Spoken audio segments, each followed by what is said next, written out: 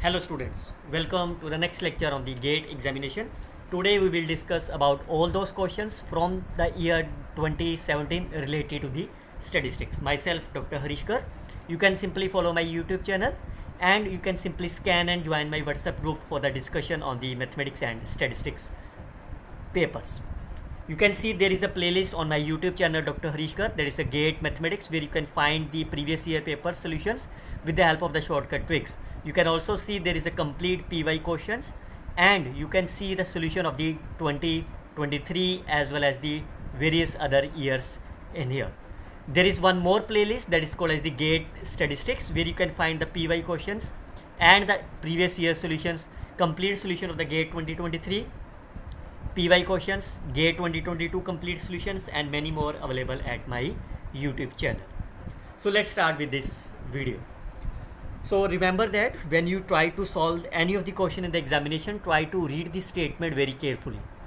If f is the distribution function, that is it is my CDF, then you have to define the two function g1 and g2, then which of the following is also the CDF. What is that? That's a very simple question. You can solve this within a 15 seconds. First of all, you all know what is the property of the CDF.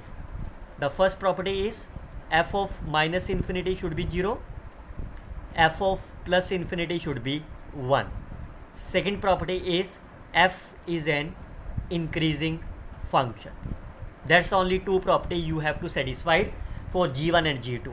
Look at that. What is the g1 of minus infinity? So it is f of minus infinity. Since f is a CDF, so it satisfied all properties. It's a 0 cube, it's a 0, so it's satisfied. What is the g of infinity? Again, f of infinity is 1, 1 cube is 1.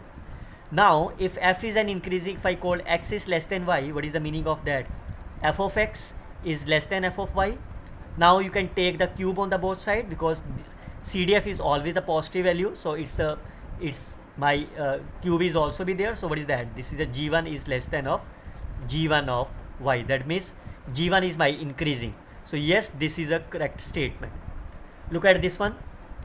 What is a g2 of minus infinity? So f of minus infinity 0, 1 cube is 1, 1 minus 1, 0. What is a g2 of infinity? F of infinity is 1, 1 minus 1, 0, so it's a 1. So this property is satisfied. Now you can check about the increasing. So if it is there, then fx is less than fy. Then if you take 1 minus, it will be my greater than of 1 minus. Now if you take the power 5, it will be same as inequality. Now if you take as a minus, 1 minus of this, it will be less than of this. What is the meaning of that? g2x is less than or g2y. So that means g is again increasing. So this is also satisfied. Right answer is my D is the correct answer of this problem. So you have to satisfy this property in a very simple manner. Look about the another one. Xi's are given to you IID. These are my IID and with a finite variance sigma square. What is the mean? Mean is not given to you, so I consider mu is my mean. Fine, this is my mean, this is my variance. Then x bar. What is the x bar is? What is the x bar? This is a sample mean. So we all know the sample mean always follows normal distribution with a mean here. Variance will be sigma square over n. Fine. Then your target is to find the covariance of x bar and x1 minus x bar. That's a very simple. You can apply the properties of the covariance. So that is a covariance of x bar comma x1 minus covariance of x bar minus x bar comma x bar. What is the covariance of this? That is a variance of x bar. And how you can find this? Let's see.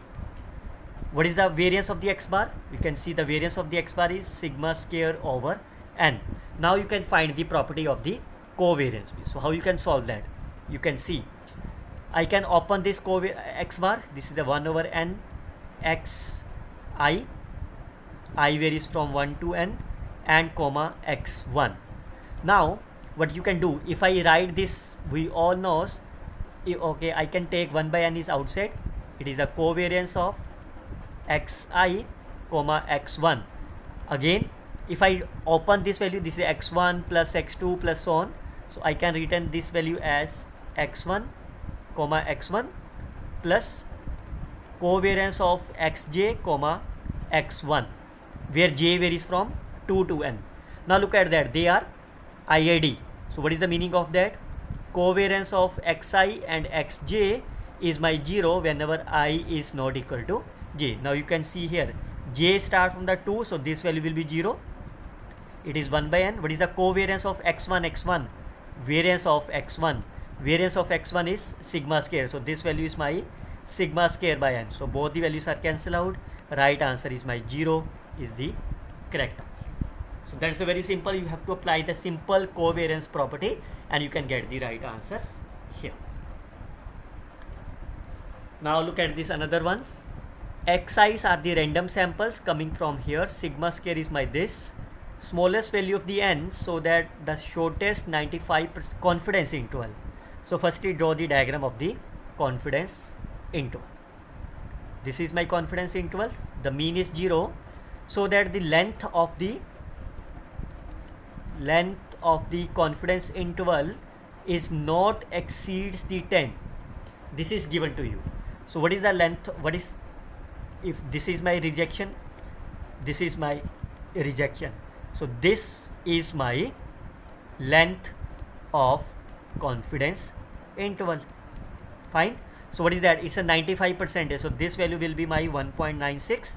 This is minus 1.96. So what is that? This is x bar minus mu over sigma by root n. It follows my z at 1.96. So can you find the confidence interval? So what is the confidence interval is x bar? Oh, sorry. What is the confidence interval is mu minus z of alpha, that is 1.96. I can written as 1.96 sigma by root n, and this is mu plus 1.96 sigma by root n is less than equal to 10. Now what is the length of this? So you all know how you can find the length of a comma b. This is b minus a. So if you subtract them, it is 2 into 1.96 sigma divided by root n. So can you find the value of the n from here? Sigma is my 12. So 2 into 1.96 into 12 divided by 10 is my root n.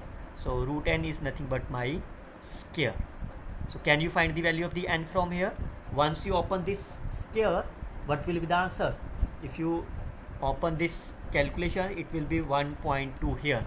So since n is my always integer, so n is my, the smallest number is my 23 is the right answer of this problem.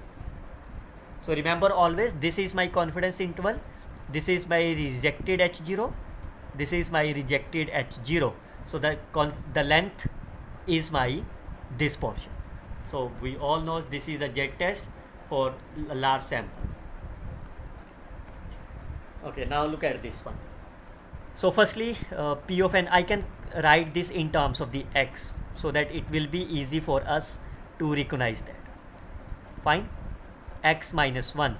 X is 1, 2 and so on. Do you remember which distribution is here? Yes, this is a geometric distribution. Fine. What is the geometric distribution is? P q raised to power n minus x. X varies from 1 to here. Fine. This is, then you have to find the expected value. So that's a very simple. If I write this value as x minus 3, condition x minus 3 is my greater than 0. What is the meaning of that? If I consider this as a y, for example, so y is my greater than 0. Fine. So what is the mean of the, what is the mean of this here? This is 1 over p. So if you compare them, what is my p? P is my 1 by 4. So this value is my 4. So since x is my greater than 0, so that is again the similar thing. So this is nothing but my 1 over 1 by 4, which is 4 is the right answer of this problem. So that's a very simple, this is a simple expected mean of geometric distribution. Remember, you may heard about that the expected value of the geometric distribution is q by p, but in that case x must be started from 0, 1, 2 and so on. But here x is started from 1. So that is a q by p. Q, this is not the mean, this is the mean. If start from the 0, then it's a q by p. Okay, look at this another one. X and y are my IID with the probability mass function. If I write in terms of the x, it is 2 raised to power minus x. X varies from 1, 2 and so on. First of all, you have to identify the distribution. Which distribution is here? Can I write in terms of here 1 over 2 x minus 1? This is the same thing. So what is that? This is nothing but my geometric distribution again. Fine. Now they are so what is the meaning of that? This is my geometric distribution, 2 raised to power minus x. F of y is also my geometric distribution. Now they are independent and your target is to find joint density function. So what is that? This is my joint density function. Because they are independent, so I can return this as fx into fy, which is 2 raised to power minus x, 2 raised to power minus 1. Now how I can find this value? That's very simple, because this is the probability and this is a discrete, so I can write an as of double summation of this quantity. Fine.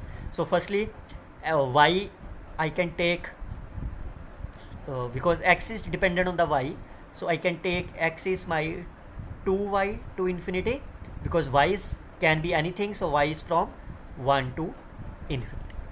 Fine. So now firstly you can solve this portion. So what is that? This is the infinite sum of GP. So what is the infinite sum of the GP? A over 1 minus R. So what is that? This is summation y is equal to 1.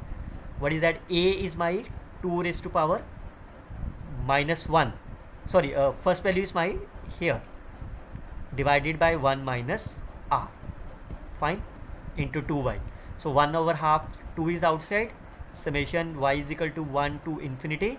It is 2 raised to power minus 3y. Now again it's a GP series. So the sum of again is A by R. So A is my minus A, 1 minus of this. Fine. So what is the answer of this? This is 1 over 8. This is 7 over 8. So the right answer is 2 divided by 7 is the. So you can write into the 2 decimal places. 0.28 is the right answer of this problem. That's very simple. Remember, always your target is to identify the distribution. Once you are identify the distribution, then it would be easy for you to solve this problem. Okay, look at the another one. Xi's are given to you as a Poisson distribution with the mean is my 4. Then x bar, because this is my x bar.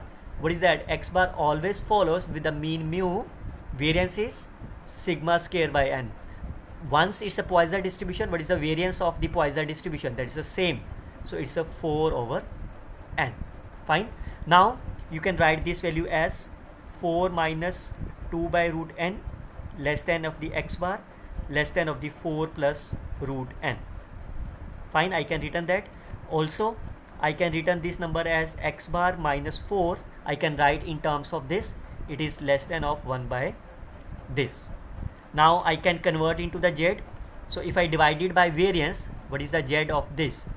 X bar minus 4 divided by standard deviation. So if I divide it by 2 by root n, so this is my less than. Fine. So what is that? It can be, it is written as minus 1, 2 plus 1, or I can return this as twice of 0 to 1. So from what is the value of this? You can take from the standard normal distribution table, or because this is a question paper, it is already given you in your question paper in the first page of the paper. So what is the right answer of this? 0.6802 is the right answer of this problem here. So that's a very simple. 0.3, sorry, this is this one. So 0.68 up to the 2 decimal places is the right answer of this problem. So remember, whenever there is a sample mean is given to you, you always write in terms of here. You can see the same example we have written here, x bar. This you can see, this the x bar is given to you, we have to return in this form. Okay, look at this next example. Xi's are given to you IID. So x and y follows exponential distribution.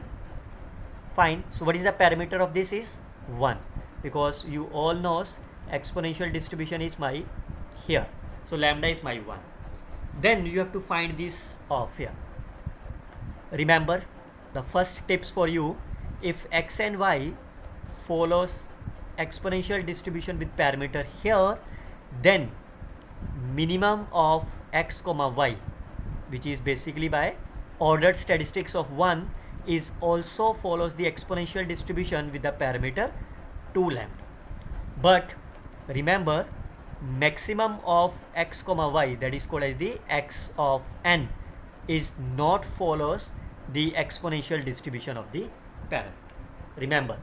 So first of all, you have to find PDF of this xn. So what is that? This is, all of us knows that this is into fx. Sorry, it is 1 minus, what is that? This is f into this CDF of n minus 1. This is the PDF of the maximum comma x comma y, that is the ordered statistics. Now what is the PDF? N is my 2, because there are the two values, it's a 2. PDF is given to you e raised to power minus x. What is the CDF of this case? We all knows, if this is my here, the CDF will be 1 minus e raised to power minus lambda x. Lambda is my 1, so 1 minus e raised to power here. 2 minus 1 is 1. So what is the PDF is? So if I call this is number is my h, so probability of h less than 2, what is that? 0 to 2 PDF of the h into dh. What is that? This is my here, so 2 times e raised to power minus x, 1 minus e raised to power minus x of here. So how you can solve that? 2 is outside. If I consider this as a y, this is my minus, so I can take this is my, this is the integration of this part. Fine. This is the integration of this 0 to 2. So what is that? Minus 2 will be cancelled out. So when you take as a 2, it will be 1 minus e raised to power minus 2 square minus 1 minus 1 square. So what is the right answer of this? 1 minus 1 by e square of here. So you have to write the 2 decimal places. So I can written as 2.718 square and of whole square. So if you solve this calculation, you will get as 7476. So you can write up to the 2 decimal places. 0.75 is the right answer of this exam. So that's a very simple, again you can write in a very simple manner. Okay, look at this another one. This is the probability. E and F are the two events. Say this is my E, this is my F. This is E, this is F. So I call this is my 1, this is my 2, this is my 3. Probability of the E, so it means 1 plus 2 is given to you here. What is the F? 2 plus 3 is given to you here. Then your target is to find probability of E condition F, that means probability of intersection divided by F. So if you look about this, that is the second divided by probability of F is already given to you. Fine. Or otherwise you can say second divided by second plus third. Now look at that. If I open this, what is that? Probability of the intersection, that is the second divided by probability of the E. Probability of the E is already given to you as 0.4, which is 3 times denominator is probability of the E complement, that is a 0.6. What is the F intersection E complement? F is my second plus third. What is the E complement?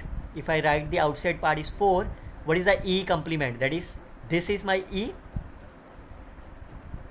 this is my E. So what is the outside component is 4 plus 3.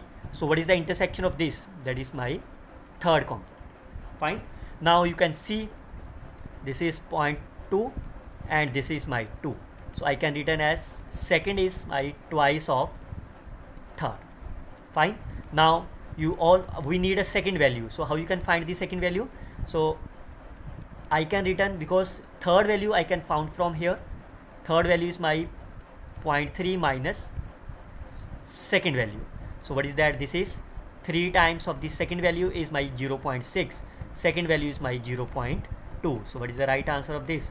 0.2 divided by 0.3. You can write in the 2 decimal places. 0.66 is the right answer of this problem. Otherwise there is no need to write here. You can see from here how you can write that. You can see second divided by third, which is 2 over 1. So what is the meaning of this? Second is my 2, third is my 1. So you can see the answer is 2 over 3 is again the same answer of this. So if you don't want to solve like this way, this value I can obtain from here, or you can draw from the figure. Otherwise, once you are writing in the ratio, so you can write directly as here. Okay, look at this another one. What is given to you? x1 xm random sample from the binomial distribution with n xi. I varies from 1 to m, follows the binomial distribution with the parameter 1 comma p. So what is the expected value of the xi? P. Variance of the xi is p into q. Let x bar. So what is the x bar is? It follows the normal distribution with the mean mu and sigma square by n.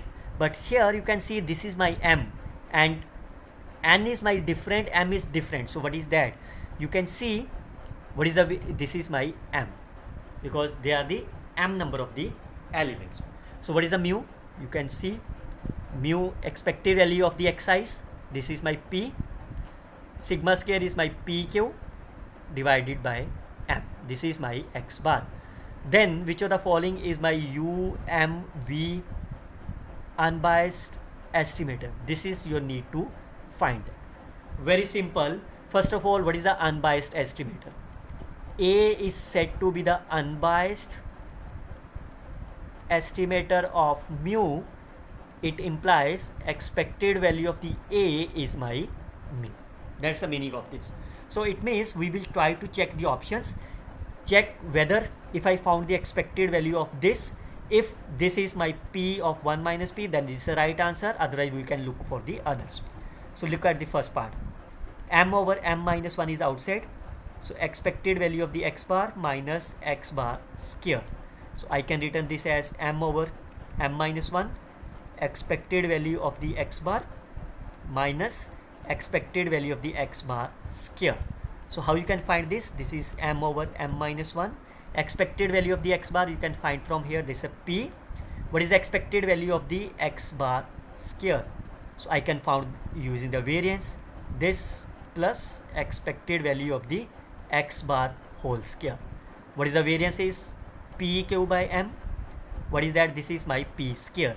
So I can written this as PQ over M plus P square. That's over. Now you can simplify it. It's very simple manner. What is that? P minus P square.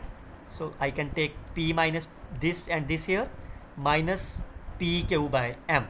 Outside is M over M minus 1.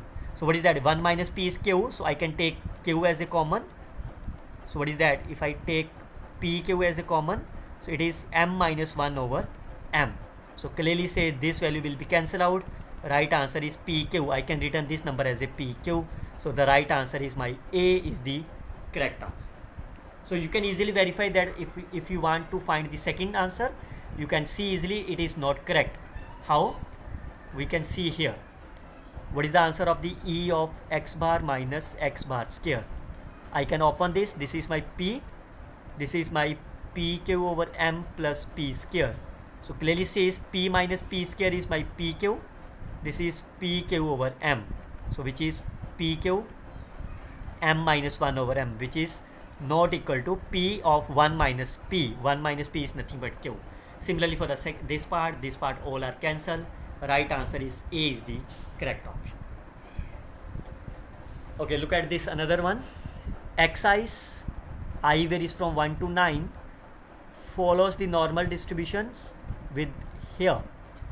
Then the most powerful test rejected of here. So the critical reason is given to you as xi square is less than c, such that the level of significance alpha, that is x, belongs to the critical region provided h0 is true. It is given to you.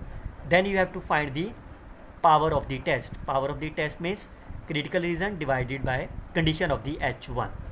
Very simple. Look at that. We need a xi square. Remember, I can simply tips for you. If xi follows the normal distribution of the 0, 1, then xi square will follows the chi-square distribution of degree 1. But here this is not the 1. How you make them this as a 1? If I divided this by sigma, then it is my 0, 1. Fine, there is no doubt for that. Now it means xi square divided by sigma square, it follows my chi-square distribution with degree of freedom 1. If you take this summation, because we need a summation, xi square divided by sigma square, I varies from 1 to 9, it follows my chi-square with the 9 degree of freedom. So therefore, if I substitute this value at here, what is the answer is alpha is 0.1 probability. This value I can return as sigma square, I can multiply sigma square chi-square with the 9 degree of freedom less than of c. So what is that? This is p chi-square degree of freedom 9 less than c over sigma square under the condition h0. What is my h0? h0 is sigma square is my 2. So sigma square is my 2. It means it's a chi-square of 9 less than c over 2. Now can you find the value of the c from here? Can you find the value of c from here? Because in order to find the power of the test, what you will do, you can see, in order to apply the power of the test, what is that? This is chi I square into sigma square less than of the c provided h1. So what is that? This is chi 9 square, sigma square over the h1 is 1, so it is strictly less than of the c. So we need a value of the c. So can you find the value of the c? So you can take the table of the chi-square, but now since you are in the examination, there is no table provided to you. You can look about the first page of your paper, question paper, the value of the chi-square is given to you. So I can see here, this is the values given to you. So I can return what is the expression is 0.1 is probability chi-square with the degree of freedom 9 is less than c. Now you can see that the graph value is on the right tail, but we need a less than sign. So what is the opposite of this is 0.1. What is the opposite of this is, I can take as alpha is 0.1. So it is 1 minus alpha. We can look about the 0.9 column. 0.9 of the degree of freedom 9. So this value is my 4.168. Sorry, this value is my c by 2. So c over 2 is my 0. So what is the value of the c? So if you multiply them, c 4.168 multiplied by 2, what is the right answer of this? It is 4.168 into 2, that is 13.3, 8.33 is the here. Now you can substitute this value in the power of the test. What is that? This is chi-square less than of 8.336. Again, this value give you greater than, but we need a less than, so I can take 1 minus answer of this. So look at the degree of freedom 9, 8.336, there is no value. It means the value is lies between 0.1 and 0.9. Since no exact value is given to you, so we can take the average of this always, because you can see it is, what is that? It's a 18 point something. It is 18.7 something. If you take the average of this, it is a 9 point something. But since no value given to you, you can take the average of this. So 1 minus 0.5. Answer is 0.5 is the right answer. This is the only question which is taking a time in the examination related to the statistics area. So recall that. I repeat this. There is one more question here. So I will firstly recall this. What is that? If xi is given to a normal distribution, then the square of them always follows the chi-square. So since it is not a 1, so we will make them as a 1. We can divide it by a standard deviation. If sigma square is my variance, standard deviation is sigma. Now it is a 1. So it means the square of this quantity follows the chi-square distribution. And we need a summation of this. So it follows the chi-square distribution, degree of freedom 9. So I can replace this w. If I divide it both sides by sigma square, it will be my here. Now power of the test, we have to find. Level of significance is given to you 0.1. So this is my 0.1. You have to find the value of the C from the table. How you can find? You can look about that. This is the value from the left tail, but this is given to you right tail. So if you have the value of the chi-square of the left, this is the right tail. How you can convert them? 1 minus alpha for the left tail. This is for the right tail. Alpha is my 0.1. So this value is nothing but my 0.9. So look at the 0.9, degree of freedom 9, it is 4.168. You can find the value of C as here. Once you know the C, you can substitute this value. 8.33 is nothing, no value is given to you corresponding to a 9 degree of freedom. You can take the average corresponding to lies in between them. For example, if the value of this is come to be say 15 point something, so 15 lies in between them, you can take the average of this value and this one. Look at the last question of this GATE 2017 mathematics. Xi's are given to you random samples, that is my independent. Xi's follows the normal distribution of here. W is given to you as summation of xi square by n. Again you can see it's a square. So it means either you can write as a chi-square distribution, but you need as a 0, 1. How you make them? Xi minus theta over standard deviation. So it follows my 0, 1. Fine. Then the MLE. So there are the two methods are there. First method, you can define the likelihood function. This is a normal distribution. You can see 1 over 2 pi is a sigma e raised to power minus half x minus theta over here. Product varies from 1 to n.